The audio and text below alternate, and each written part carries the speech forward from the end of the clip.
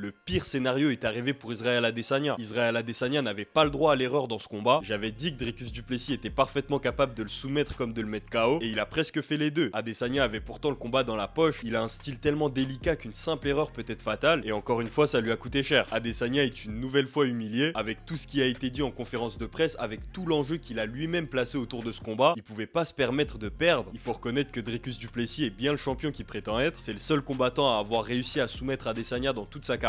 Adesanya a déjà émis des doutes au sujet de son retour, et personnellement j'y crois pas. Dricus du Plessis n'a aucune raison de lui accorder une revanche. C'était effectivement un combat serré, mais dans tous les cas il l'a fini. Il faudrait qu'Adesanya remonte la pente de son côté avant de revenir face à du Plessis, et à 35 ans je le vois mal faire ça. Il a déjà accompli énormément de choses dans sa carrière, et c'est pas comme s'il avait besoin de combattre pour être en sécurité financièrement. Adesanya ne combat que pour les grands enjeux, et mis à part du Plessis, qui est-ce que vous voulez qu'Adesanya affronte en middleweight? Là c'était son 12e title shot consécutif, et on n'aura certainement pas un 13e. C'est peut-être la fin de la carrière d'Israel Adesanya, en revanche c'est le début de la mienne. Vous m'avez bien entendu, je vais me mettre à la boxe anglaise histoire de taper un peu vos youtubeurs préférés. Abonnez-vous pour ne rien louper, c'est pas un poisson d'avril. En attendant, je suis navré de constater que